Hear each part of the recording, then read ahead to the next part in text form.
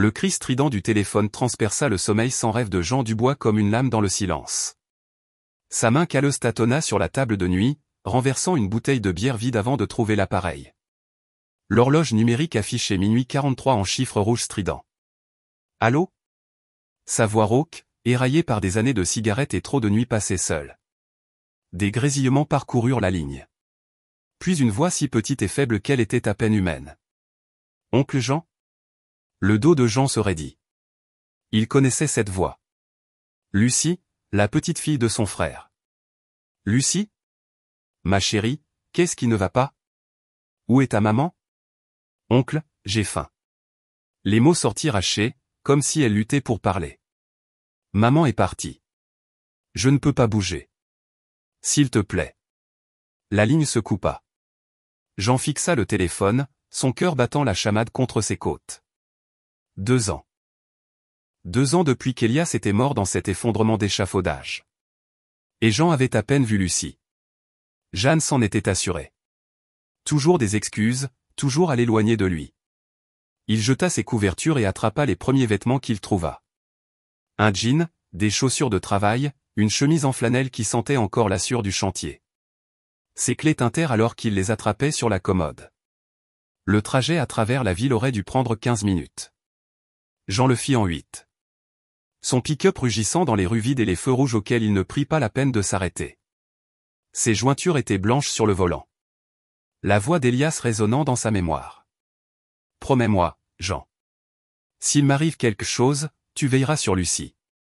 Promets-moi. » Jean avait promis. Puis il avait échoué. Il avait laissé le chagrin l'engloutir après les funérailles, se noyant dans le travail, la bière et le genre de colère qui ronge un homme de l'intérieur. Pendant qu'il se vautrait, Lucie avait. Il ne voulait pas penser à ce que Lucie avait enduré. La maison apparut, une petite maison à 2 étages qu'Elias avait achetée à la naissance de Lucie. Même dans l'obscurité, Jean pouvait voir qu'elle était partie à volo. Le jardin était envahi de mauvaises herbes, des journaux empilés sur le porche, la peinture s'écaillant du revêtement comme de la peau morte. Jean se gara et courut à la porte d'entrée. Fermée à clé. Il y frappa du poing. Lucie. Lucie. C'est oncle Jean. Rien. Il essaya la porte arrière, puis les fenêtres du rez-de-chaussée. Tout était hermétiquement scellé, mais la fenêtre au-dessus de la cuisine, celle-là était entr'ouverte juste assez pour qu'il puisse glisser ses doigts sous le cadre. Jean avait travaillé dans la construction pendant 20 ans. Grimper n'avait jamais été un problème. Il se hissa le long de la maison, ses bottes raclant le revêtement, et se glissa par la fenêtre dans ce qui était la chambre d'Elias. L'odeur le frappa en premier. Alcool rassis mélangé à autre chose, quelque chose de pourri et de mauvais qui lui noua l'estomac. Il sortit son téléphone et utilisa sa lumière pour naviguer dans l'obscurité. La maison était un désastre. Des bouteilles vides éparpillées sur chaque surface. Des vêtements sales empilés dans les coins. Des assiettes empilées si haut dans l'évier qu'elles menaçaient de tomber. Lucie, appela-t-il, sa voix résonnant dans les pièces vides. Un faible son vint du salon. Jean le suivit, ses bottes craquant sur quelque chose qui aurait pu être du verre brisé. Lucie gisait sur le sol du salon, recroquevillée près du canapé comme une poupée abandonnée. Elle était si maigre que Jean pouvait voir ses côtes à travers son t-shirt sale. Son visage était pâle, presque gris, et ses lèvres étaient gercées par la déshydratation. Mon Dieu! Jean tomba à genoux à côté d'elle, ses mains tremblantes alors qu'il touchait son visage. Sa peau était froide et sèche. Lucie, ma chérie, tu m'entends? Ses yeux s'ouvrirent en papillon. C'étaient les yeux d'Elias. Le même brun profond, la même expression douce, mais creux maintenant, enfoncé dans des cernes sombres. Oncle Jean, murmura-t-elle. Tu es venu? Bien sûr que je suis venu. Il la prit dans ses bras, alarmé par sa légèreté. Une enfant de 5 ans devrait avoir du poids. Devrait gigoter, rire et être pleine de vie. Lucie ne pesait rien de plus que des os enveloppés de peau. Quand as-tu mangé pour la dernière fois? Je ne sais pas, maman a dit qu'il n'y avait pas de nourriture. Elle a dit que je coûtais trop cher. La mâchoire de Jean se serra si fort que ses dents lui firent mal. Il regarda autour du salon et aperçut une boîte à pizza vide sur la table basse, récente, à en juger par les taches de graisse. À côté se trouvait une bouteille de vin à moitié vide et un poudrier laissé ouvert. Où est-elle, Lucie? Où est ta maman? Elle est sortie avec un homme. Elle a dit qu'elle ne reviendrait peut-être pas ce soir. La voix de Lucie était à peine audible. Elle a dit que je devais rester silencieuse ou elle me ferait disparaître comme papa l'a fait. La porte d'entrée claqua avant que Jean ne puisse répondre. Qu'est-ce que tu fais dans ma maison, bon sang? Jeanne Leblanc se tenait dans l'embrasure de la porte, silhouettée contre le lampadaire derrière elle. Elle portait une robe noire moulante qui coûtait probablement plus que ce que la plupart des gens gagnaient en une semaine, et son maquillage était parfaitement appliqué malgré leur tardive. Ses cheveux étaient coiffés en boucles souples et elle sentait le parfum cher et la cigarette. Jean se leva lentement, Lucie toujours dans ses bras. « J'ai reçu un appel de ta fille. Elle mourait de faim. »« Elle va bien, » dit Jeanne en entrant et en allumant les lumières. « Elle fait juste du cinéma. Les enfants font ça. » Les lumières révélèrent l'étendue de l'état de la maison. C'était pire que ce que Jean avait imaginé. Des récipients de nourriture moisis sur le sol. Le tapis était taché de choses qu'il ne voulait pas identifier. Les jouets de Lucie étaient éparpillés et cassés, comme s'ils avaient été jetés à travers la pièce dans des accès de rage. « Regarde là. » Jean se tourna pour que Jeanne puisse voir le visage de Lucie. « Regarde ta fille et dis-moi qu'elle va bien. » Jeanne jeta à peine un coup d'œil à l'enfant. Au lieu de cela, elle se concentra sur Jean, ses yeux se plissant avec le genre de haine qu'il avait déjà vu, habituellement dirigé vers Elias quand ils se disputaient. « Tu as fait irruption chez moi? Je pourrais te faire arrêter. » « Bien. Appelle les flics. Laisse-les voir comment tu t'es occupé d'elle. »« Je m'en suis très bien occupé. Ce n'est pas facile d'être une mère célibataire. Peut-être que si ton précieux frère ne s'était pas fait tuer, nous ne serions pas dans ce pétrin. » Jean sentit Lucie tressaillir dans ses bras. La petite fille pressa son visage contre sa poitrine, essayant de se faire plus petite. « Ne parle pas d'Elias devant elle. Je parlerai de ce que je veux dans ma propre maison, dit Jeanne en s'approchant. Jean sentit l'odeur d'alcool sur son haleine mêlée à son parfum. Et j'élèverai ma fille comme bon me semble. Tu n'as pas ton mot à dire là-dedans, Jean. Tu ne l'as jamais eu. Elle m'a appelé. Elle était seule, affamée et effrayée. C'est une menteuse. Les enfants mentent tout le temps pour attirer l'attention. Jeanne tendit la main vers Lucie, ses ongles manucurés s'étirant comme des griffes. Viens ici, Lucie. Dis à oncle Jean que tu faisais juste semblant. Lucie recula contre Jean, ses petites mains agrippant sa chemise. Non, maman, s'il te plaît, non. La peur dans sa voix transperça Jean comme un couteau. Il recula, mettant de la distance entre Jeanne et l'enfant. Je l'emmène à l'hôpital. Tu n'y penses pas. La voix de Jeanne monta en un cri perçant. C'est ma fille, à moi. Tu ne peux pas simplement débarquer ici et la voler. Je ne la vole pas. Je lui apporte de l'aide. Si tu sors par cette porte avec elle, la police sera après toi avant que tu n'aies atteint le bout du pâté de maison. Je leur dirai que tu l'as kidnappée. Je leur dirai que tu as fait irruption chez moi et que tu m'as agressé. Jean la regarda dans les yeux. Sous la lumière crue, il pouvait voir le maquillage incrusté autour de ses pas de doigts. Le rouge à lèvres taché au coin de sa bouche. Elle était toujours belle, d'une manière qui avait toujours attiré les hommes.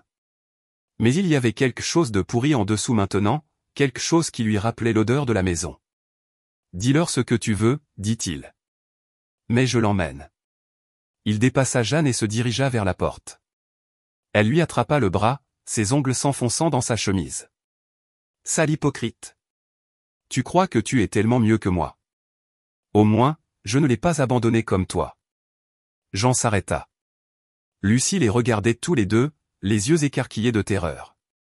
Je ne l'ai pas abandonné. Tu l'as éloigné de moi parce que tu es un poison, tout comme ton frère l'était. Elias lui a rempli la tête de toutes sortes de bêtises sur la famille, l'amour et la protection. Regarde où ça l'a mené. La main libre de Jeanne se referma en un point, mais le poids de Lucie dans son autre bras le maintint au sol. Il ne pouvait pas perdre le contrôle. Pas sous son regard. Écarte-toi de mon chemin, Jeanne. Va en enfer. Jean la dépassa et sortit par la porte d'entrée. Derrière lui, Jeanne hurlait des menaces et des jurons qui auraient fait rougir un marin. Les lumières des voisins commencèrent à s'allumer, des visages apparaissant aux fenêtres. Qu'il regarde. Qu'il voit ce qu'est vraiment Jeanne Leblanc. Jean roula dans les rues vides avec Lucie enveloppée dans sa veste, sa tête reposant contre son épaule. Elle n'avait pas parlé depuis qu'ils avaient quitté la maison, mais sa respiration était régulière et sa couleur s'améliorait déjà dans l'habitacle chaud du camion. Les urgences de l'hôpital étaient presque vides à cette heure. Quelques accidents de fin de soirée, un homme sans abri dormant dans l'une des chaises, une mère faisant les 100 pas avec un nourrisson en pleurs. Jean porta Lucie au bureau d'accueil où une infirmière à l'air fatigué leva les yeux de son ordinateur. « J'ai besoin que quelqu'un examine ma nièce. Elle a été négligée, malnutrie. » L'infirmière jeta un coup d'œil à Lucie et tendit la main vers le téléphone. En quelques minutes, ils étaient dans une salle d'examen avec le docteur Patricia Martin, une femme d'une quarantaine d'années aux yeux bienveillants et aux mains douces. « Depuis combien de temps est-elle comme ça ?» demanda le docteur Martin en vérifiant les signes vitaux de Lucie. « Je ne sais pas. Je viens de la trouver ce soir. » Jean s'assit sur la chaise à côté de la table d'examen, ses mains serrées sur ses genoux. Sa mère, il y avait des problèmes. Le docteur Martin hocha la tête et continua son examen. Elle vérifia les réflexes de Lucie, regarda dans ses oreilles et sa bouche, palpa son abdomen. Lucie se soumit à tout cela avec l'acceptation passive d'une enfant qui avait appris à ne pas se battre. « Elle est gravement malnutrie », dit finalement le docteur Martin. « Déshydratée. Je peux voir des traces d'anciens hématomes sur ses bras et son dos. » Quel âge a-t-elle ? 5 ans. Elle est nettement en dessous de son poids pour son âge. Cela ne s'est pas produit du jour au lendemain. Le médecin prit des notes sur son presse-papier. Je vais devoir contacter les services de protection de l'enfance. L'estomac de Jean se serra. Qu'est-ce que cela signifie ? Cela signifie que nous devons signaler les cas présumés de maltraitance d'enfants. C'est la loi. Le docteur Martin le regarda avec sympathie. Êtes-vous de la famille ? Je suis son oncle. Son père était mon frère. Et où est sa mère ? Jean pensa à Jeanne dans sa robe coûteuse, sentant le vin et le parfum pendant que sa fille mourait de faim. À la maison. Elle ne pensait pas que Lucie avait besoin d'attention médicale. Le docteur Martin écrivit autre chose sur son presse-papier. Lucie va devoir passer la nuit en observation. Nous devons la réhydrater et faire quelques tests. Vous pouvez rester avec elle si vous le souhaitez. Jean regarda Lucie, qui le regardait avec ses grands yeux bruns, les yeux d'Elias. Elle avait été abandonnée par tous ceux qui étaient censés la protéger. Sa mère, le système qui aurait dû le détecter plus tôt, même lui dans son chagrin et son apitoiement. Plus maintenant, dit-il. Je ne vais nulle part. Plus tard, après que Lucie eut été branchée et qu'on lui eut donné de la soupe, Jean s'assit à côté de son lit d'hôpital et pensa à son frère. Elias avait été le bon, l'optimiste, celui qui voyait le potentiel chez les gens même lorsqu'ils ne le méritaient pas. Il avait épousé Jeanne alors qu'elle était enceinte de Lucie, convaincu qu'il pourrait la sauver des démons qui la poussaient à boire, à la rage et à la cruauté. Jean n'avait jamais aimé Jeanne. Même avant la mort d'Elias, elle avait été égoïste et volatile. Mais Elias l'avait aimée, et Jean avait gardé le silence pour le bien de son frère. Elias avait travaillé dans la construction comme Jean, mais il avait des rêves. Il voulait un jour créer sa propre entreprise, peut-être construire des maisons au lieu de simplement réparer les erreurs des autres. Il avait fait des doubles postes pour économiser de l'argent, acceptant tous les emplois dangereux qui se présentaient parce que la rémunération était meilleure. L'effondrement de l'échafaudage s'était produit un mardi matin d'octobre. Équipement défectueux, avait conclu l'enquête. La faute à personne, juste un accident tragique. Elias était tombé de 9 mètres sur du béton et était mort sur le coup. Jean avait été celui qui avait identifié le corps. Il avait également été celui qui avait dit à Lucie que papa ne reviendrait plus à la maison. Jeanne s'était effondrée aux funérailles, ou du moins elle avait fait semblant de s'effondrer. Elle avait gémi, sangloté et s'était jetée dramatiquement sur le cercueil. Mais en une semaine, elle était revenue à ses vieilles habitudes. Boire, faire la fête, laisser Lucie avec des babysitters qui s'en fichaient. Jean avait essayé de rester impliqué. Il avait proposé de prendre Lucie le week-end, d'aider à la garde d'enfants, de fournir tout le soutien dont Jeanne avait besoin, mais Jeanne avait refusé, affirmant qu'il essayait de remplacer Elias. Elle avait déménagé à travers la ville et changé son numéro de téléphone. Lorsque Jean s'était présenté à la maison, elle avait menacé d'obtenir une ordonnance restrictive. Jean s'était retiré dans son travail et son chagrin. Il s'était dit que Lucie se portait mieux sans lui, que sa colère et son amertume ne feraient que l'empoisonner comme cela avait empoisonné tout le reste de sa vie. Il s'était trompé. Pendant qu'il se vautrait dans l'apitoiement, Lucie avait souffert de manière qu'aucun enfant ne devrait jamais avoir à endurer. Oncle Jean. La voix de Lucie était petite dans la chambre d'hôpital sombre. Je suis là, ma chérie. Tu vas partir, toi aussi? J'entendis la main et pris sa petite main dans sa main calleuse. Non, Lucie, je ne vais nulle part. Je le promets. Maman dit que les promesses ne veulent rien dire. Elle dit que papa a promis de toujours prendre soin de nous et puis il est parti. La poitrine de Jean se serra. Ton papa ne voulait pas partir. Il t'aimait beaucoup. Parfois, de mauvaises choses se produisent que personne ne peut contrôler, mais tu peux le contrôler. Tu peux rester. Jean la regarda dans la faible lumière du couloir. Son visage était si jeune, si plein d'espoir malgré tout ce qu'elle avait traversé. Elle méritait mieux que ce qu'elle avait obtenu. Elle méritait protection, amour et la chance d'être une petite fille normale. Je peux le contrôler, dit-il. Et je le ferai. Le lendemain matin, une procession de fonctionnaires arriva. Les services de protection de l'enfance envoyèrent une assistante sociale nommée Madame Fournier, une femme d'âge mûr aux yeux fatigués et à l'attitude de quelqu'un qui avait trop vu. Elle interrogea Jean pendant plus d'une heure, lui posant des questions sur sa relation avec Lucie, sa situation financière, son casier judiciaire, aucun, et ses intentions. L'objectif principal de l'État est de maintenir les familles unies lorsque cela est possible, expliqua Madame Fournier. Nous enquêterons sur la situation de la mère et déterminerons si elle peut fournir des soins adéquats avec des services de soutien appropriés. Elle affame sa propre fille. Nous ne prenons pas ces décisions à la légère. Il y a des procédures à suivre. Jean eut envie de prendre la femme par les épaules et de la secouer. Procédure. Pendant que Lucie dépérissait dans cette maison, il y avait eu des procédures. Mais il garda sa voix égale. Que se passe-t-il maintenant? Lucie sera placée en garde temporaire pendant que nous enquêtons. Nous devrons déterminer si vous êtes éligible pour être un parent de substitution. Qu'est-ce que cela signifie? Cela signifie que nous effectuons des vérifications d'antécédents, inspectons votre domicile, et évaluons votre capacité à subvenir à ses besoins. Si vous êtes approuvé, Lucie pourrait être placée temporairement chez vous. Et si je ne suis pas approuvé? L'expression de Madame Fournier s'adoucit légèrement. Alors elle passe dans le système de famille d'accueil jusqu'à ce que nous puissions résoudre la situation avec sa mère. Jean pensa à Lucie dans la maison d'un étranger, probablement effrayée et confuse, se demandant pourquoi une autre personne dans sa vie l'avait abandonnée. Combien de temps dure l'évaluation? Généralement quelques semaines. Nous pouvons l'accélérer étant donné les circonstances. Quelques semaines. Lucie passerait quelques semaines en famille d'accueil parce que le système avait besoin de temps pour les procédures. Mais Jean avait appris la patience dans les travaux de construction.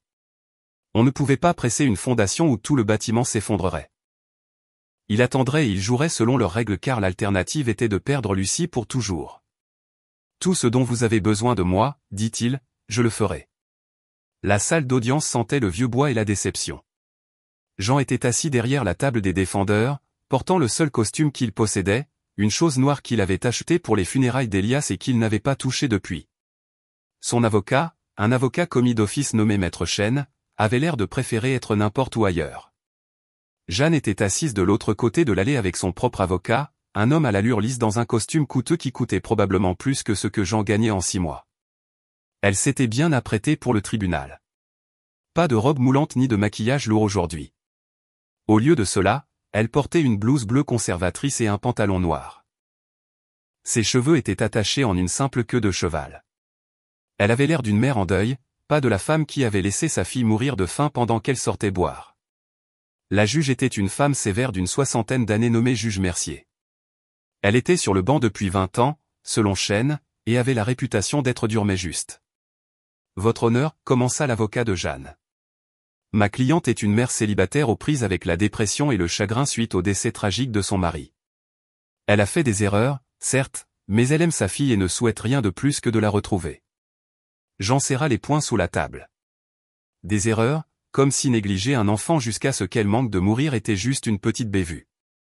Madame Leblanc a accepté de suivre des cours de parentalité et de conseil en deuil, poursuivit l'avocat. Elle s'est également inscrite à un programme de lutte contre la toxicomanie pour traiter sa consommation d'alcool. Avec un soutien approprié, elle peut offrir un foyer stable et aimant à Lucie. La juge Mercier regarda la pile de papier devant elle. Et qu'en est-il de l'oncle de l'enfant? Monsieur Dubois a demandé la garde d'urgence. Chêne se leva, l'air mal à l'aise. Oui, votre honneur. Mon client est prêt à prendre soin de Lucie de façon permanente. Il a été approuvé comme parent de substitution et a un emploi et un logement stable, mais, votre honneur, interrompit l'avocat de Jeanne, Monsieur Dubois n'a montré aucun intérêt pour l'enfant pendant 2 ans. Où était-il lorsque ma cliente luttait seule en tant que parent? Cette implication soudaine semble suspecte au mieux. Jean commença à se lever de sa chaise, mais Chêne posa une main sur son bras. L'avocat ne voulait pas qu'il témoigne, affirmant que cela ferait plus de mal que de bien. Le tempérament de Jean était bien connu dans leur petite ville, et Chêne craignait qu'ils ne disent quelque chose qui nuirait à leur dossier. La juge Mercier étudia les papiers pendant plusieurs minutes pendant que la salle d'audience était dans un silence tendu. Finalement, elle leva les yeux. La principale préoccupation de l'État est le bien-être de l'enfant. Bien que Monsieur Dubois puisse être disposé à fournir des soins, le lien entre une mère et un enfant est sacré. Je suis prête à donner à Madame Leblanc l'occasion de prouver qu'elle peut être le parent dont Lucie a besoin. Le cœur de Jean se serra. Cependant, poursuivit la juge Mercier, cette opportunité est assortie de conditions strictes. Madame Leblanc suivra des cours de parentalité 2 fois par semaine et se soumettra à des tests réguliers de dépistage de drogue et d'alcool. Une assistante sociale effectuera des visites inopinées pour s'assurer du bien-être de Lucie. Monsieur Dubois bénéficiera de visites supervisées 2 fois par semaine. Elle frappa son marteau. La garde temporaire est accordée à Madame Leblanc. L'audience est levée. L'avocat de Jeanne lui murmura quelque chose à l'oreille et elle sourit, une petite expression satisfaite qu'elle pensait que personne d'autre ne pouvait voir. Mais Jean le vit. Il vit exactement ce qu'elle pensait. Point devant le tribunal, Jeanne passa devant Jean sans un mot. Mais en arrivant au parking, elle se retourna. « À vous, Jean » cria-t-elle assez fort pour que tout le monde entende. « Elle est à moi. Tu ne l'auras jamais. » Jean se tenait sur les marches du palais de justice, la regardant s'éloigner dans une voiture qui valait plus que ce que la plupart des gens gagnaient en un an. Les prestations de survivants mensuelles du décès d'Elias étaient censées servir aux soins de Lucie, mais il était évident où allait réellement l'argent. Chêne apparut à côté de lui, desserrant sa cravate. « Je suis désolé. Je pensais que nous avions une meilleure chance. Que se passe-t-il maintenant? Nous attendons. Nous documentons tout. Si elle fait une erreur, et elle en fera une, nous serons prêts. » Jean regarda son avocat, un jeune homme aux mains douces et à l'éducation coûteuse qui n'avait probablement jamais été dans un vrai combat de sa vie. « Vous ne connaissez pas Jeanne Leblanc, dit Jean. Elle ne fera pas d'erreur ou quelqu'un pourra la voir. Elle est trop intelligente pour ça. Alors nous devrons être plus intelligents. » Ce soir-là, Jean passa devant la maison où Lucie vivait. Les lumières étaient allumées et il pouvait voir du mouvement derrière les fenêtres. Il se demanda si elle dînait, si elle avait chaud, si elle savait qu'il n'avait pas renoncé à elle. Son téléphone sonna. Madame Fournier des services de protection de l'enfance. « Monsieur Dubois, je voulais vous faire savoir que Lucie vous demande. Elle semble confuse quant à la raison pour laquelle elle ne peut pas vous voir, sauf pendant les visites supervisées. Que lui avez-vous dit? La vérité. Que les adultes doivent parfois suivre des règles, même lorsque ces règles n'ont pas de sens pour les enfants. » Jean se gara sur le bord de la route. Comment va-t-elle, vraiment? Elle s'adapte. Madame Leblanc a apporté des améliorations à l'environnement domestique. Le réfrigérateur est rempli. La maison est propre. Lucie a de nouveaux vêtements et jouets. Tout acheté avec les prestations de décès d'Elias, pensa Jean. Tout pour la forme. Mais il perçut quelque chose dans la voix de Madame Fournier. Mais elle est très renfermée. Elle ne parle que si on lui parle, et elle tressaille quand les adultes élèvent la voix. Ce sont des signes de traumatisme persistant. Pouvez-vous la retirer? Pas uniquement sur la base des symptômes de traumatisme. Nous avons besoin de preuves d'abus ou de négligence actuelle. Jean raccrocha et s'assit dans son camion, fixant la maison où sa nièce était piégée avec une femme qui ne la voyait que comme un moyen de subsistance et un fardeau. Il n'allait pas attendre des preuves. Il allait les trouver. Madame Claire Dubois avait vécu à côté d'Elias et Jeanne pendant 15 ans. Elle avait 78 ans, souffrait d'arthrite au genou et de cataracte qui rendaient la conduite dangereuse. Mais son esprit était aussi vif qu'une lame, et elle remarquait tout ce qui se passait dans sa rue. Jean la trouva en train de travailler dans son jardin un samedi matin, arrachant les mauvaises herbes autour de ses roses malgré la douleur qu'il pouvait voir dans ses mouvements. Madame Dubois. Elle leva les yeux, protégeant son visage avec un gant de jardinage. Jean Dubois, je me demandais quand vous viendriez. Je suis désolé de vous déranger. Je voulais vous poser des questions sur Lucie. Clara lutta pour se lever, repoussant l'offre d'aide de Jean. Venez à l'intérieur. Je vais faire du café. Sa cuisine était petite et rangée, avec des rideaux en dentelle et le genre d'appareils anciens qui duraient toujours parce qu'ils étaient bien faits. Clara bougeait lentement mais efficacement, remplissant une vieille cafetière à percolation d'eau et de mouture. J'ai entendu parler de l'affaire, dit-elle sans préambule. C'est une honte, si vous voulez mon avis. Vous avez vu ce qui se passait. Difficile de ne pas le faire. Ces murs ne sont plus aussi épais qu'avant, et cette femme a une sacrée voix. Clara sortit 2 tasses et soucoupes avec les mouvements précis de quelqu'un qui servait du café à des invités depuis des décennies. Elle laissait cette petite fille seule pendant des heures, parfois toute la nuit. Jean se pencha en avant. Seriez-vous prête à témoigner de cela? J'ai déjà dit la même chose à la femme des services de protection de l'enfance. Ça n'a pas servi à grand-chose. Clara versa un café qui sentait assez fort pour réveiller les morts. Vous voulez savoir ce que j'ai entendu la nuit où vous êtes venu chercher Lucie? Jean hocha la tête. J'ai entendu cet enfant pleurer pendant des heures avant que vous n'arriviez. Pas des pleurnicheries ou des caprices, le genre de pleurs qui viennent d'une vraie détresse. Jeanne était partie vers 20h dans la voiture d'un homme, tout habillée comme si elle allait en boîte de nuit. Elle a laissé Lucie seule dans cette maison sans même une baby-sitter. À quelle fréquence cela se produisait-il? Au moins 2 fois par semaine. Plus encore après la mort de votre frère.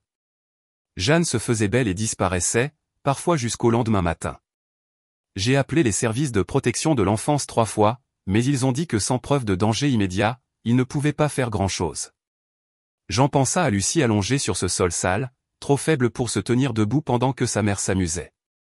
Madame Dubois, seriez-vous prête à témoigner devant le tribunal si je pouvais obtenir une autre audience de garde? Les yeux de la vieille femme s'allumèrent d'une lueur féroce. Jeune homme, je regarde les enfants être trahis par le système depuis plus longtemps que vous n'êtes en vie. S'il y a une chance d'aider cette petite fille, vous pouvez compter sur moi. Jean quitta la maison de Clara avec l'espoir qui vacillait dans sa poitrine pour la première fois depuis l'audience de garde. Mais l'espoir n'était pas suffisant. Il avait besoin de plus de preuves, de plus d'alliés. Luis Moreno avait travaillé dans la construction avec Elias pendant 8 ans. Ils étaient amis, le genre d'hommes qui se faisaient confiance sur les chantiers et leurs secrets autour de bière après le travail. Luis était un homme de famille avec 3 enfants à lui. Et il avait aimé Lucie comme si elle était l'une de ses nièces. Jean le trouva au bar de Murphy un mercredi soir, sirotant une bière et regardant un match de baseball à la télévision au-dessus du bar. Luis était un homme compact aux mains calleuses et aux cheveux grisonnants. Le genre d'ouvrier qui arrivait tôt et restait tard sans se plaindre. Jean. Luis hocha la tête alors que Jean prenait le tabouret à côté de lui. J'ai entendu parler de l'histoire de la garde. C'est difficile. J'ai besoin de ton aide, Luis. Luis fit signe au barman pour une autre bière. Quel genre d'aide? Tu connaissais Elias mieux que quiconque. A-t-il déjà parlé de problèmes avec Jeanne? À propos de Lucie? Luis resta silencieux un long moment, fixant la télévision sans vraiment la voir. Elias aimait cette femme, mais il n'était pas aveugle. Il savait qu'elle avait des problèmes. Quel genre de problèmes? Boire, pour commencer. Elle faisait des crises, disparaissait pendant des jours. Elias devait trouver des babysitters ou emmener Lucie sur les chantiers quand il ne pouvait pas la faire garder. Luis prit une gorgée de sa bière. Il économisait de l'argent pour les faire sortir de cette maison, déménager quelque part où Jeanne pourrait obtenir une aide appropriée. Il pensait qu'un nouveau départ pourrait changer les choses. A-t-il déjà mentionné les prestations de survivants? L'argent que Lucie recevrait s'il lui arrivait quelque chose? Oui, il a fait en sorte que les paiements aillent sur un compte pour l'avenir de Lucie. L'université, tu sais. Il a fait signer des papiers à Jeanne stipulant que l'argent était pour l'enfant. Jean sentit quelque chose de froid s'installer dans son estomac. Quand était-ce? Peut-être 6 mois avant l'accident. Quoi? Parce que Jeanne a dépensé cet argent pour elle-même. Nouveaux vêtements, dîner coûteux, vacances. Rien de tout cela ne va aux soins de Lucie. Louise posa sa bière assez fort pour éclabousser de la mousse sur le bar. Tu es sérieux? Mortellement sérieux. As-tu des preuves de ce qu'Elias avait l'intention de faire? Il gardait des copies de tout dans sa boîte à outils. Il était toujours paranoïaque avec les papiers. Louise marqua une pause. J'ai toujours cette boîte à outils. Son contremaître me l'a donnée après l'accident. Il a dit qu'Elias aurait voulu qu'un ami l'ait. Le pouls de Jean s'accéléra. Puis-je la fouiller? Bien sûr que oui. Si cette femme a volé Lucie, elle mérite tout ce qu'elle reçoit. Ils allèrent chez Louis, une petite maison bien entretenue dans un quartier populaire. La femme de Louis, Maria, accueillit Jean avec un câlin et le genre de sympathie qui venait de quelqu'un qui comprenait la perte. Leurs enfants, 2 garçons et une fille, faisaient leurs devoirs à la table de la cuisine. Louise conduisit Jean au garage où la boîte à outils d'Elias était posée sur un établi comme un sanctuaire. C'était une grande Craftsman rouge, le genre qui coûte une semaine de salaire, mais qui dure éternellement. Louise l'ouvrit avec la révérence de quelqu'un manipulant des reliques sacrées. Il gardait tous ses papiers importants dans le compartiment du bas, dit Louise, sortant un dossier jaune. Relevé bancaire, papier d'assurance, documents juridiques. Jean ouvrit le dossier et trouva exactement ce qu'il cherchait. Des copies de la demande de prestation de survivants avec la signature de Jeanne sur un document stipulant que tous les fonds seraient utilisés exclusivement pour les soins et l'éducation de Lucie. Il y avait aussi des relevés bancaires montrant les dépôts mensuels, 1847 € chaque mois depuis le décès d'Elias. C'est ça, dit Jean. Cela prouve qu'elle a mal utilisé l'argent. Qu'est-ce que tu vas faire? Jean pensa à Jeanne et à ses vêtements coûteux, conduisant sa voiture chère pendant que Lucie portait des vêtements usés et allait au lit affamé. Je vais m'assurer qu'elle paie pour ce qu'elle a fait. Le lendemain, Jean eut sa conversation la plus importante à ce jour. On lui avait accordé ses visites supervisées bi-hebdomadaires avec Lucie, qui avait lieu dans une pièce stérile du bureau des services de protection de l'enfance avec une assistante sociale prenant des notes sur chaque interaction. Lucie était toujours silencieuse pendant ses visites, comme si elle avait peur de dire la mauvaise chose. Elle coloriait des images ou jouait avec des jouets simples pendant que Jean était assis à proximité, faisant la conversation et essayant de lui faire sourire. Mais lors de leur 3e visite, quelque chose changea. L'assistante sociale, un jeune homme nommé Kevin, qui semblait tout juste sorti de l'université, dut s'absenter pour prendre un appel téléphonique. Il laissa la porte ouverte, mais pour la première fois, Jean et Lucie étaient seuls. « Oncle Jean ?» La voix de Lucie était à peine un murmure. « Qu'y a-t-il, ma chérie ?» Elle regarda vers la porte, puis de nouveau vers lui. « Je dois te dire quelque chose, mais j'ai peur. » Jean s'agenouilla pour qu'il soit au niveau des yeux. « Tu peux tout me dire. Je ne laisserai personne te faire de mal. » Lucie tendit la main dans la poche de son jean et en sortit un morceau de papier plié. C'était un dessin au crayon, grossier mais d'une clarté indéniable. Il montrait une petite fille enfermée dans ce qui ressemblait à un placard avec les mots « Maman dit pas de nourriture » écrits en lettres tremblantes en bas. Les mains de Jean tremblèrent alors qu'il tenait le dessin. « Quand est-ce que c'est arrivé, Lucie ?» « La semaine dernière. J'étais trop bruyante pendant son appel téléphonique. Alors, elle m'a mise dans le placard et a dit que je ne pouvais pas sortir avant d'avoir appris à être silencieuse. Elle m'a oublié jusqu'au lendemain matin. Tu es restée enfermée toute la nuit. » Lucie hocha la tête. Il faisait noir et j'avais faim, mais elle a dit que je coûtais encore cher. Jean plia soigneusement le dessin et le mit dans la poche de sa chemise. Lucie, je dois te promettre quelque chose. Ne parle à personne d'autre de ce dessin. D'accord. C'est notre secret jusqu'à ce que je trouve comment t'aider. Tu vas me séparer de maman? Jean regarda dans ses yeux bruns, les yeux d'Elias, et fit une promesse qu'il comptait tenir, quel qu'en soit le coup. Oui, ma chérie. Je vais te sortir de là, et je ne laisserai plus jamais personne te faire de mal. Lorsque Kevin revint, il les trouva en train de jouer tranquillement aux dames. Rien d'inhabituel à signaler. Mais Jean partit ce jour-là avec des preuves qui allaient tout changer et un plan qui commençait à se former dans son esprit comme un plan de construction qui ne s'effondrerait pas à ce point et la 2e audience de garde fut prévue un jeudi matin de novembre. Jean arriva tôt, portant le même costume de funérailles, et tenant une mallette que Louis lui avait prêtée. À l'intérieur se trouvaient des copies des documents financiers, la déclaration écrite de Clara, et le dessin de Lucie, soigneusement conservé entre des feuilles de plastique. Maître Chêne semblait plus confiant cette fois, ce qui aurait dû être rassurant.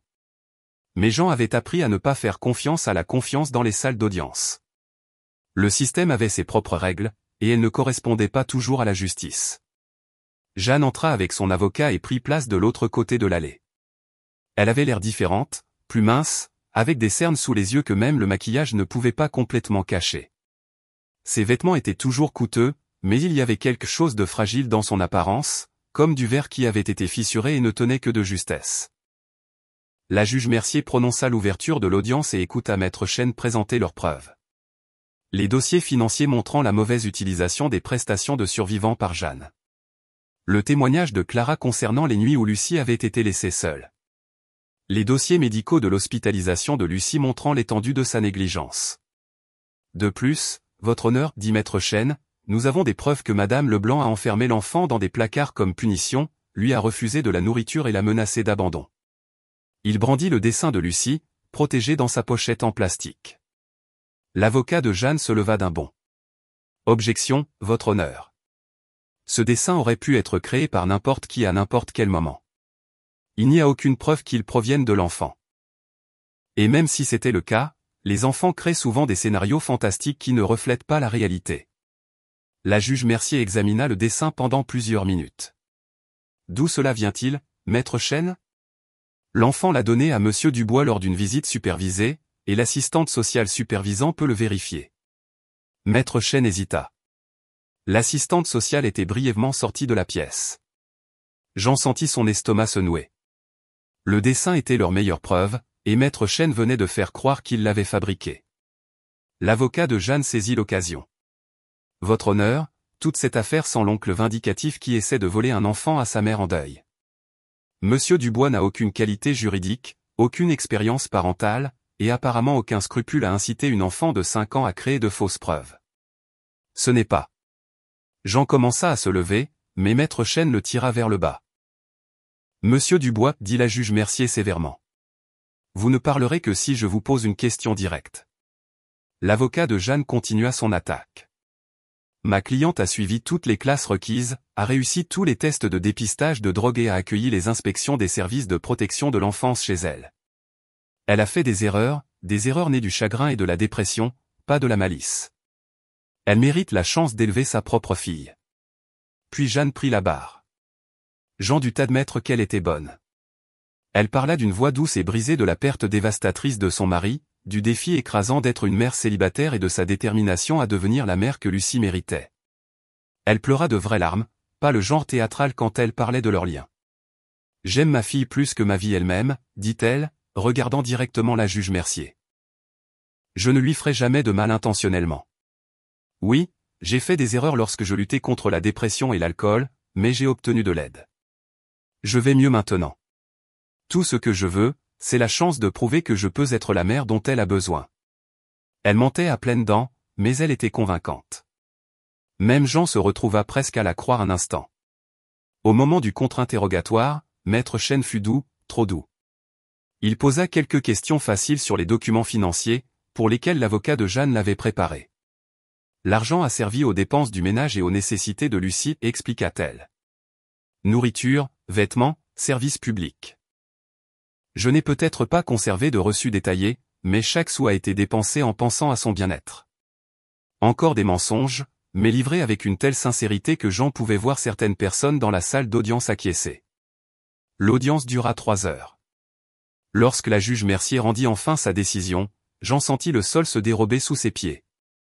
Bien que le tribunal s'inquiète de certains des comportements passés de Madame Leblanc, les preuves de négligence ou d'abus actuels sont au mieux circonstancielles, les irrégularités financières, bien que préoccupantes, n'atteignent pas le niveau de fraude criminelle sans documentation claire. Et le dessin, bien que troublant, ne peut être vérifié comme authentique. Elle regarda Jean avec quelque chose qui aurait pu être de la sympathie. Le dévouement de Monsieur Dubois à sa nièce est louable, mais la loi favorise la préservation de la relation parent-enfant chaque fois que cela est possible. La demande de garde complète de Madame Leblanc est accordée avec une surveillance et des services de soutien continu. Le marteau tomba comme un coup de feu. Jean resta assis, abasourdi, alors que la salle d'audience se vidait autour de lui. Maître Chêne rassembla ses papiers et marmonna quelque chose à propos des appels, mais Jean n'écoutait pas.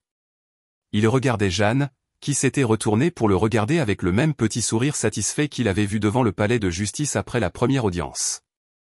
Elle se pencha pour murmurer quelque chose à son avocat, puis passa devant la table de Jean en sortant. En passant, elle parla doucement, trop doucement pour que quelqu'un d'autre entende. « Je vous l'avais dit que vous ne l'auriez jamais. Maintenant, restez en dehors de nos vies, ou je ferai en sorte que vous ne la revoyiez plus jamais. » Devant le palais de justice, Jean se tenait sur les marches par un froid matin de novembre et pensa à son frère. Elias avait toujours cru qu'il fallait faire ce qui était juste, se battre loyalement, faire confiance au système pour protéger les innocents. Mais Elias n'avait jamais rencontré quelqu'un comme Jeanne Leblanc. Elle jouait selon des règles différentes, des règles qui permettaient à une mère d'affamer son propre enfant tout en jouant la victime au tribunal. Jean sortit son téléphone et composa le numéro de Maître Chêne. Quelles sont les options pour un appel? Honnêtement, pas bonne. La juge Mercier a rendu sa décision sur la base des preuves présentées. À moins que nous ne trouvions quelque chose de nouveau et de convaincant. Alors nous trouvons quelque chose de nouveau. Jean, je dois vous conseiller d'être prudent. Si Madame Leblanc se sent menacée, elle pourrait obtenir une ordonnance d'éloignement. Vous pourriez perdre entièrement vos droits de visite. Jean regarda le palais de justice où la justice avait trahi sa nièce 2 fois. Elle a déjà menacé de le faire. Que ai-je à perdre? Cette nuit-là, Jean se rendit au cimetière où Elias était enterré. La pierre tombale était en granit simple avec le nom de son frère, les dates et les mots « époux et père bien-aimé ». Quelqu'un avait laissé des fleurs fraîches, probablement Lucie, lors d'une des rares visites de Jeanne. Jean s'agenouilla dans l'herbe froide et parla à la pierre comme si son frère pouvait l'entendre. « J'ai essayé de faire les choses correctement, Elias. J'ai essayé de faire confiance au système, de jouer selon leurs règles, mais leurs règles protègent des gens comme Jeanne pendant que Lucie souffre. » Le vent emporta des feuilles mortes sur la tombe, bruissant comme des secrets murmurés. « Je n'abandonne pas. Je t'ai promis que je prendrais soin d'elle, et je vais tenir cette promesse. Mais je devrais peut-être faire des choses que tu n'approuverais pas. » Une voiture passa sur la route derrière lui, ses phares illuminant brièvement la pierre tombale. « Je suis désolé, mon frère, mais parfois le bien et le légal ne sont pas la même chose. » Jean se leva et retourna à son camion. Le dessin de Lucie soigneusement plié dans son portefeuille comme une prière. Il avait du travail à faire, et cette fois, il n'allait laisser aucune règle de quiconque se mettre en travers de son chemin. Jean passa les 3 semaines suivantes à apprendre à être un combattant d'un autre genre. Au lieu de donner des coups de poing ou de lancer des paroles dures, il apprit les assignations à comparaître, les dépositions et le genre de guerre qui se déroulait dans des bureaux remplis de classeurs et de lumières fluorescentes. Sa première étape fut le cabinet d'avocat de maître Rebecca Lambert, une avocate spécialisée en droit de la famille qui avait la réputation d'être impitoyable lorsqu'il s'agissait de protéger les enfants. Elle était chère, plus que ce que Jean pouvait vraiment se permettre, mais Louis avait proposé d'aider avec les coûts, et Jean avait décidé de liquider son petit compte de retraite si nécessaire. Maître Lambert était une petite femme d'une 50aine d'années aux cheveux argentés et au regard perçant qui ne laissait rien échapper. Les murs de son bureau étaient couverts de photographies d'enfants, d'anciens clients, présuma Jean, des enfants qu'elle avait aidé à sauver de situations difficiles. Maître Chêne était trop doux, dit-elle sans détour après avoir examiné les dossiers de l'affaire. Il a traité cela comme un litige de garde standard au lieu d'une affaire de protection de l'enfance. Jeanne Leblanc n'est pas seulement une mère indigne. C'est une criminelle qui a fraudé le gouvernement et maltraité sa fille. Pouvons-nous le prouver? Nous allons essayer. Maître Lambert sortit un bloc-notes et commença à prendre des notes. Premièrement, nous assignons tous ces dossiers financiers, relevés bancaires, relevés de cartes de crédit, reçus. Nous allons suivre chaque centime de ses prestations de survivant et montrer exactement comment elle les a dépensées. Qu'en est-il du dessin de Lucie? C'est plus délicat. Le juge avait raison de s'interroger sur son authenticité sans documentation appropriée, mais nous allons faire évaluer Lucie par une psychologue pour enfants, quelqu'un qui se spécialise dans les cas de traumatisme et de maltraitance. Si le médecin confirme que le dessin est cohérent avec ses expériences, il devient une preuve d'un modèle de maltraitance. Jean sentit comme une lueur d'espoir s'agiter dans sa poitrine. Combien de temps cela prendra-t-il? Quelques mois, si nous avons de la chance. Mais monsieur Dubois, je dois vous prévenir, Jeanne Leblanc ne va pas se laisser faire. Elle va se battre salement, et elle va essayer de détruire votre crédibilité. Êtes-vous prêt pour ça? Jean pensa à Lucie, probablement assise dans cette maison en ce moment, marchant sur des œufs, essayant de ne pas mettre Jeanne en colère. Quel essai! Les assignations à comparaître furent envoyées la semaine suivante. Les relevés bancaires de Jeanne, ses relevés de cartes de crédit, les reçus des magasins où elle avait dépensé l'argent de Lucie. Maître Lambert avait engagé un détective privé, un ancien flic nommé Tony Dubois, spécialisé dans les cas de fraude financière. Les conclusions de Dubois étaient accablantes. Au cours des 2 années qui avaient suivi la mort d'Elias, Jeanne avait reçu 44 328 € de prestations de survivants destinées aux soins de Lucie. Au lieu de les dépenser pour la nourriture, les vêtements, le logement ou l'éducation, elle avait utilisé cet argent pour des virées shopping, des dîners coûteux, des week-ends et le paiement d'une BMW qu'elle n'aurait pas pu se permettre autrement. « Regardez ça », dit Dubois, étalant des papiers sur la table de conférence de Maître Lambert. 300 € chez Victoria's Secret en une journée. 500 € dans un restaurant haut de gamme. Un week-end à 1000 € dans un spa. Pendant ce temps, les dossiers médicaux montrent que Lucie était malnutrie et en sous-poids. Maître Lambert étudia les reçus avec l'intensité d'un détective examinant des preuves sur une scène de crime. C'est exactement ce dont nous avions besoin. Elle a vécu comme une femme riche pendant que sa fille mourait de faim. Mais Jean savait que Jeanne ne se laisserait pas faire sans se battre. Sa contre-attaque arriva sous la forme d'un rapport de police déposé 3 jours après la signification des assignations. Elle affirmait que Jean la harcelait, passant devant sa maison à toute heure, lui laissant des messages menaçants. « C'est des conneries », dit Jean à Maître Lambert au téléphone. « Je passe parfois devant la maison pour prendre des nouvelles de Lucie, mais je n'ai jamais contacté Jeanne directement. Je sais, mais elle établit un dossier pour vous faire paraître instable et dangereux. Nous devons être très prudents à partir de maintenant. » Les allégations de harcèlement n'étaient que le début. La nouvelle stratégie de Jeanne semblait conçue pour dépeindre Jean comme un homme obsessionnel et violent qui ne pouvait pas accepter la mort de son frère. Elle accorda des interviews au journal local, se présentant comme une mère célibataire en difficulté persécutée par un beau-frère amer qui la blâmait pour l'accident d'Elias. « Il ne m'a jamais pardonné d'avoir survécu alors qu'Elias non », dit-elle au journaliste. « Maintenant, il essaie de me punir en me retirant la seule famille qu'il me reste. » Jean lut l'article en buvant du café dans sa cuisine vide, entouré du silence qui avait été son compagnon pendant 2 ans. La photographie montrait Jeanne l'air fragile et triste, tenant une des photos d'école de Lucie.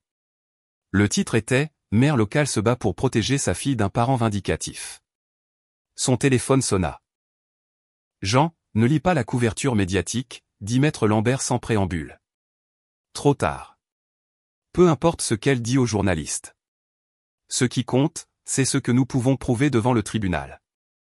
Et nous sommes en train de monter un dossier qui va la détruire. Qu'en est-il de Lucie?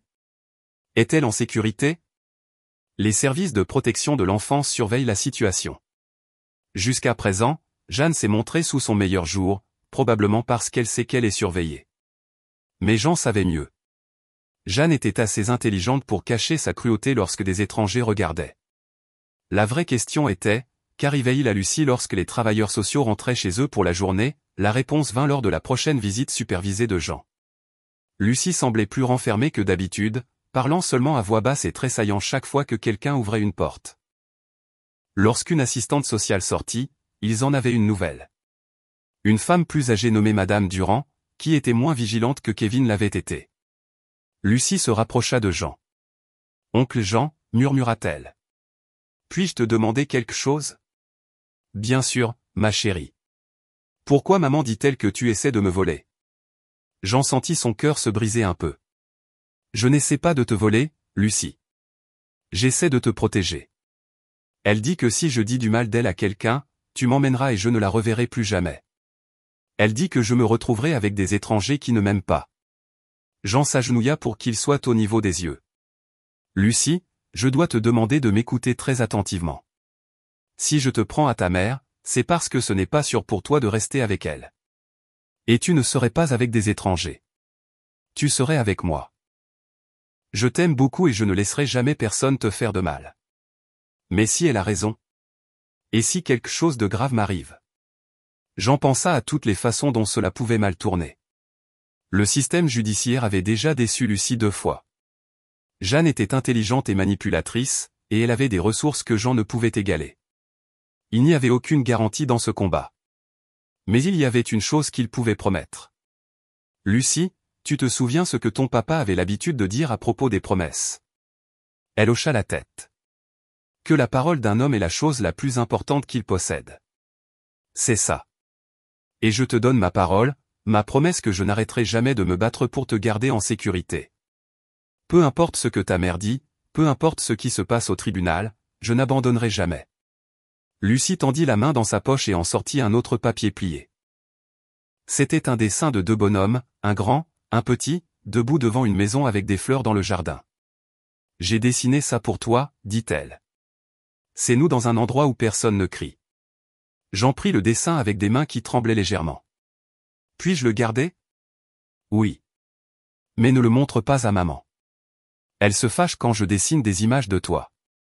Madame Durand revint avant que Jean ne puisse poser d'autres questions, mais il partit ce jour-là avec le deuxième dessin de Lucie rangé en toute sécurité dans son portefeuille, à côté du premier. Deux preuves qu'une petite fille rêvait de s'échapper de la femme qui était censée la protéger. Et la docteure Sophie Dubois était une psychologue pour enfants spécialisée dans les cas de traumatisme. Elle avait 20 ans d'expérience dans le travail avec les enfants maltraités et ses qualifications étaient impeccables. Plus important encore, elle avait la réputation de pouvoir communiquer avec des enfants qui avaient appris à ne pas faire confiance aux adultes. L'évaluation eut lieu dans son cabinet, qui était conçu pour mettre les enfants à l'aise. Un éclairage doux, des meubles confortables, des jouets et du matériel artistique éparpillés dans la pièce. Jean n'était pas autorisé à être présent pendant la séance, mais Maître Lambert lui avait assuré que le docteur Dubois serait minutieux et professionnel. Lucie passa 3 heures avec la psychologue au cours de 2 séances distinctes. Jean attendit dans le hall à chaque fois, buvant du mauvais café d'un distributeur automatique et essayant de ne pas penser à ce que sa nièce révélait sur sa vie avec Jeanne. Le rapport revint 2 semaines plus tard. Maître Lambert appela Jean au travail pour partager les points saillants, et sa voix portait un mélange de vindication et de tristesse. Le docteur Dubois confirme que Lucie présente des signes classiques de maltraitance émotionnelle et physique, dit Maître Lambert. Elle est hypervigilante, fait preuve d'une obéissance excessive envers les figures d'autorité adultes et démontre ce que le médecin appelle une impuissance apprise, la croyance qu'elle n'a aucun contrôle sur son environnement. Qu'en est-il des dessins? C'est là que ça devient intéressant. Le docteur Dubois a montré à Lucie une série d'images et lui a demandé d'identifier les émotions. Lorsqu'elle lui a montré une image de porte fermée, Lucie a immédiatement dit peur et a commencé à dessiner le même type de placard que sur son premier dessin. Sans aucune incitation, elle a décrit avoir été enfermée dans des endroits sombres comme punition. Jean serra le téléphone plus fort. Alors, les dessins sont réels. L'avis professionnel du docteur Dubois est que les 2 dessins sont compatibles avec de véritables expériences traumatisantes. Elle a également noté que Lucie présente des signes de malnutrition chronique. Elle thésaurise de la nourriture, parle d'avoir faim et démontre de l'anxiété autour des repas. Jean pensa à la petite fille qu'il avait appelée cette nuit-là. Faible de faim et de peur. Que se passe-t-il maintenant? Maintenant, nous retournons au tribunal. Cette fois, nous avons le témoignage d'experts selon lequel Lucie a été maltraitée, des dossiers financiers prouvant la fraude de Jeanne et des preuves documentées de négligence. La juge Mercier va devoir écouter. Mais Jeanne n'avait pas fini de se battre. Sa contre-attaque arriva sous la forme d'une requête déposée par son avocat affirmant que Jean avait incité Lucie pendant leur moment non supervisé ensemble. Ils ont fait valoir que l'évaluation psychologique était entachée parce que Lucie avait été influencée par l'hostilité évidente de son oncle envers sa mère. Ils essaient de discréditer les conclusions du docteur Dubois, expliqua Maître Lambert lors d'une réunion dans son bureau. C'est un geste désespéré, mais cela pourrait fonctionner si nous ne pouvons pas prouver que les déclarations de Lucie étaient authentiques. Comment prouvons-nous cela? Maître Lambert sourit sombrement. Nous mettons Jeanne à la barre et la laissons se détruire. La 3e audience de garde fut prévue un mardi matin de février. Jean arriva au palais de justice, portant son costume de funérailles pour ce qu'il espérait être la dernière fois. Le bâtiment avait le même aspect, la même odeur, mais quelque chose était différent cette fois. Il n'espérait plus seulement la justice. Il s'y attendait. La salle d'audience était plus bondée qu'auparavant. Clara Dubois était assise au premier rang, son arthrite rendant le banc en bois inconfortable, mais sa présence était inébranlable. Louis était là aussi, ainsi que Maria et leur fils aîné. Le docteur Dubois était assis avec Maître Lambert, son rapport et ses notes organisées en piles soignées. Jeanne entra avec son avocat et un petit entourage de supporters, membres de la famille et amis qui étaient soit véritablement dupés par sa performance, soit prêts à mentir pour elle. Elle avait l'air fatiguée et émaciée, comme si le stress de la bataille juridique commençait enfin à faire des ravages. La juge Mercier prononça l'ouverture de l'audience et écouta Maître Lambert présenter leur dossier. Les preuves financières furent présentées en premier, des reçus et des relevés bancaires qui brossaient un tableau clair d'une femme vivant somptueusement tandis que sa fille manquait de l'essentiel. « Votre honneur, dit Maître Lambert, brandissant un relevé de carte de crédit. Le même jour où Lucie a été hospitalisée pour malnutrition, Madame Leblanc a dépensé 230 € dans un restaurant haut de gamme. Pendant que sa fille était traitée pour déshydratation et famine, elle commandait du vin qui coûtait plus que ce que la plupart des familles dépensent en course en une semaine. » L'avocat de Jeanne objecta, affirmant que les dossiers financiers étaient sortis de leur contexte, mais le mal était fait. La chronologie était claire et brutale. Le docteur Dubois témoigna ensuite, expliquant l'état psychologique de Lucie avec la précision clinique de quelqu'un qui avait vu trop d'enfants blessés. Selon mon avis professionnel, dit-elle, regardant directement la juge Mercier, Lucie présente tous les signes classiques de maltraitance émotionnelle et physique continue. Ses dessins sont cohérents avec des expériences traumatisantes, et son comportement pendant nos séances indique une enfant qui vit dans la peur constante des figures d'autorité adultes. Docteur, interrompit la juge Mercier, est-il possible que les déclarations de l'enfant aient été influencées par un coaching extérieur? Très peu probable, votre honneur. Les enfants qui ont été coachés fournissent généralement des détails incohérents ou des réponses manifestement répétées. Les descriptions de Lucie étaient spontanées, émotionnellement appropriées et contenaient des détails spécifiques qu'il serait difficile pour un enfant de fabriquer. Puis vint le moment que Jean attendait. Maître Lambert appela Jeanne à la barre. L'avocat de Jeanne l'avait probablement préparée aux questions financières, à la chronologie des événements, aux remises en question de son caractère. Mais Maître Lambert ne commença pas par là. Au lieu de cela, elle commença par une question simple qui prit Jeanne complètement au dépourvu. « Madame Leblanc, aimez-vous votre fille ?»« Bien sûr que oui. Elle est tout pour moi. » « Et vous ne lui feriez jamais de mal intentionnellement ?»« Jamais. » La voix de Jeanne était forte, confiante. « Madame Leblanc, dans l'évaluation psychologique de votre fille, elle a décrit avoir été enfermée dans des placards comme punition. Est-ce arrivé ?» La contenance de Jeanne se fissura légèrement. Lucie a une imagination débordante. Elle regarde trop la télévision, invente des histoires. Alors elle ment? Elle est confuse? Elle a traversé un traumatisme avec la mort de son père, et elle mélange parfois la réalité et la fantaisie. Maître Lambert hocha la tête comme si cela avait parfaitement du sens. Je vois. Donc, quand elle a décrit avoir faim, être laissée seule la nuit, se faire dire qu'elle coûtait trop cher, tout cela était de la fantaisie aussi. Je n'ai jamais. Jeanne commença puis s'arrêta. Son avocat hurlait probablement des avertissements silencieux, mais elle était trop troublée pour les entendre. Je veux dire, parfois je devais sortir pour le travail, pour des rendez-vous nécessaires. Je m'assurais toujours qu'elle était en sécurité. Quel genre de travail vous oblige à laisser une enfant de 5 ans seule jusqu'à 3 heures du matin? Ce n'est pas. Elle n'est jamais restée seule aussi longtemps. Maître Lambert sortit la déclaration écrite de Clara. Votre voisine a témoigné qu'elle a entendu Lucie pleurer pendant des heures pendant votre absence, parfois toute la nuit. Madame Dubois mentait-elle aussi? Les yeux de Jeanne s'illuminèrent de colère. Cette vieille femme est sénile. Elle a probablement imaginé la moitié de ce qu'elle a prétendu avoir vu. Alors, votre fille est une menteuse et votre voisine âgée est sénile. Y a-t-il quelqu'un d'autre dont nous devrions ignorer le témoignage? Jeanne réalisa qu'elle était piégée, mais il était trop tard. La colère qui l'avait poussée à négliger Lucie se répandait maintenant en pleine audience, révélant la femme qu'elle était vraiment sous l'apparence de la mère en deuil. Écoutez, claqua-t-elle. Élever un enfant seul n'est pas facile. J'ai peut-être fait quelques erreurs, mais je faisais face à la dépression, au chagrin et à la pression financière. Au moins, j'étais là.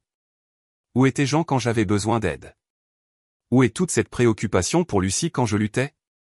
Maître Lambert sourit. Merci d'avoir soulevé ce point, Madame Leblanc. Parlons de la pression financière.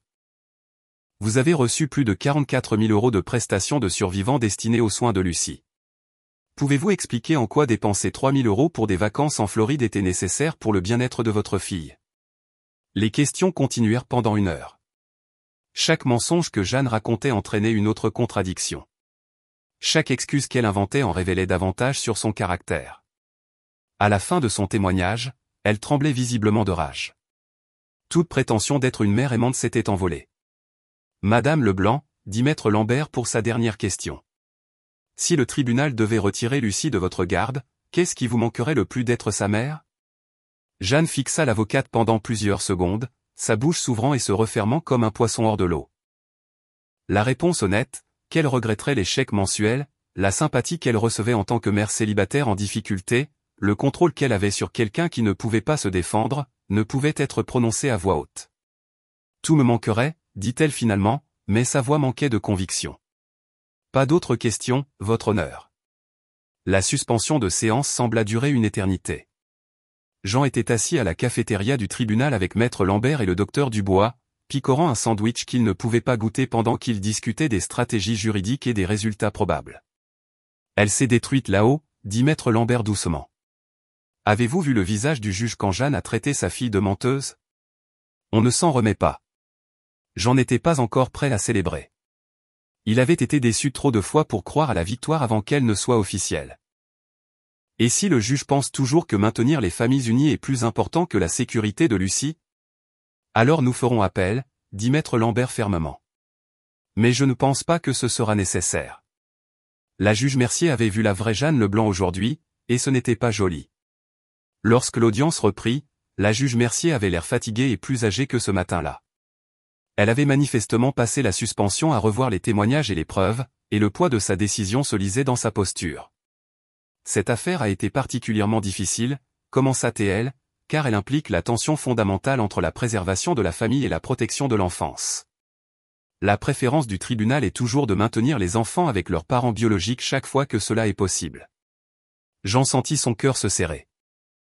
Cependant, poursuivit la juge Mercier, les preuves présentées aujourd'hui brossent un tableau clair d'une enfant qui a été systématiquement négligée, maltraitée émotionnellement et exploitée financièrement par la personne qui aurait dû être sa plus grande protectrice. L'avocat de Jeanne commença à s'objecter, mais le juge leva la main. Le témoignage de Madame Leblanc a révélé un modèle de comportement troublant. Sa réponse immédiate aux allégations de maltraitance n'a pas été la préoccupation pour le bien-être de sa fille, mais des attaques contre la crédibilité de tous ceux qui ont essayé d'aider cet enfant.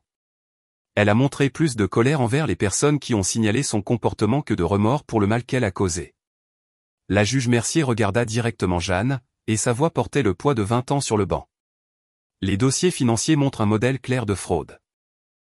L'argent destiné à pourvoir aux besoins fondamentaux de Lucie a été utilisé pour des luxes personnels pendant que l'enfant avait faim. Il ne s'agissait pas d'un manque de jugement ou d'une détresse financière. C'était un détournement délibéré de fonds. Jean sentit quelque chose d'inconnu s'agiter dans sa poitrine. L'espoir. Plus important encore, l'évaluation psychologique menée par le docteur Dubois fournit des preuves convaincantes que Lucie a subi un traumatisme important.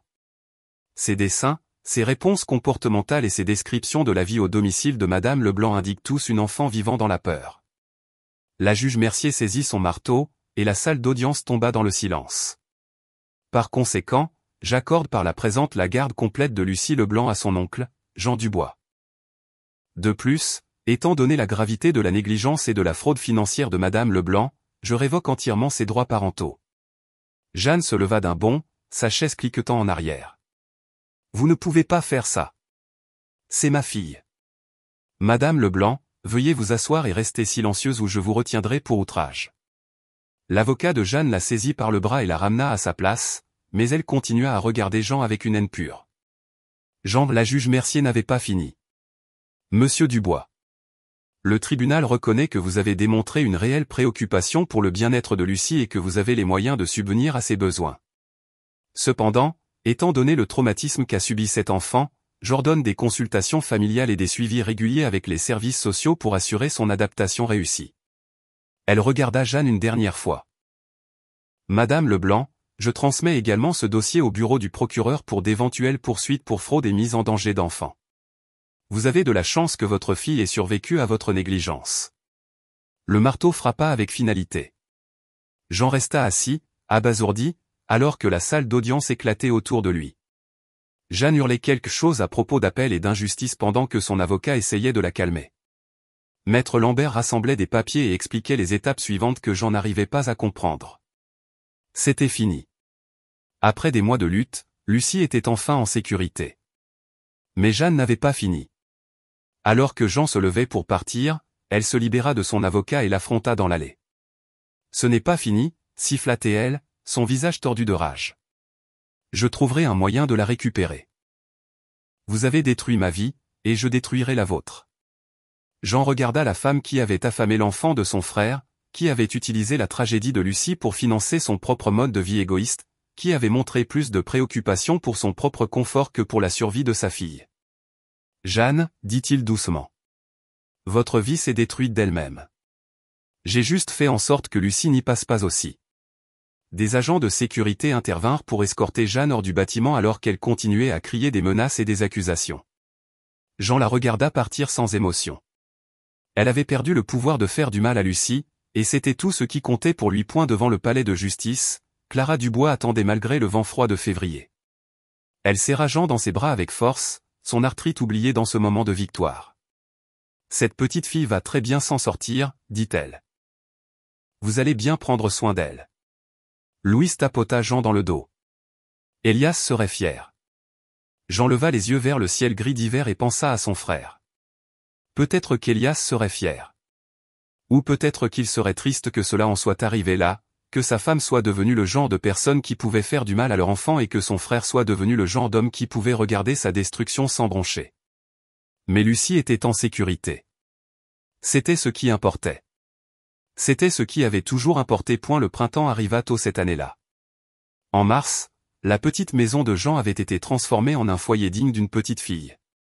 Il avait repeint la chambre de Lucie en jaune doux, construit des étagères pour ses livres et ses jouets, et accroché ses dessins sur le réfrigérateur, là où il devait être. Lucie se réveillait encore en hurlant parfois, perdue dans des cauchemars de placards sombres et de réfrigérateurs vides. Mais elle mangeait régulièrement maintenant et son teint était meilleur. Le docteur Dubois avait dit que les terreurs nocturnes s'estomperaient avec le temps et la thérapie. Les batailles juridiques n'étaient pas complètement terminées.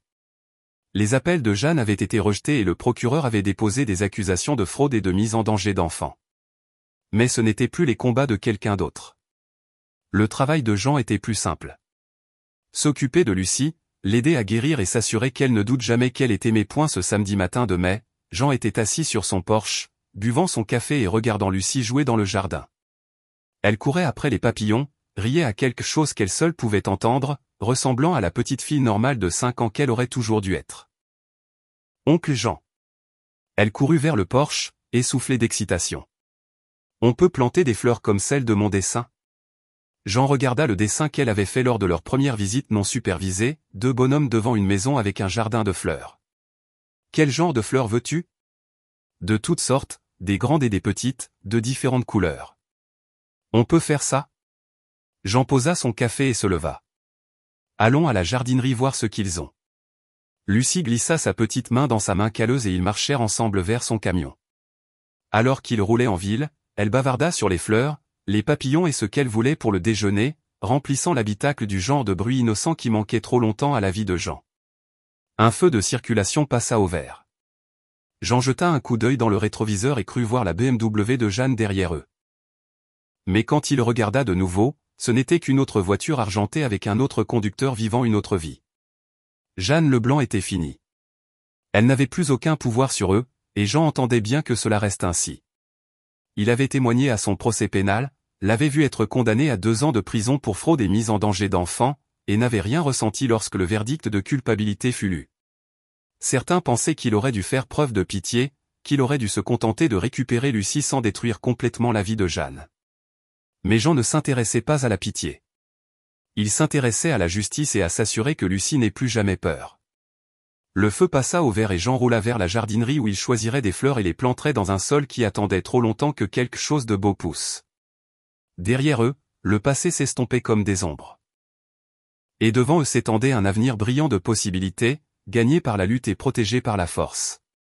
Lucie était en sécurité. Elle était aimée. Et Jean s'assurerait qu'elle le reste pour le reste de sa vie. C'était une promesse qu'il comptait tenir.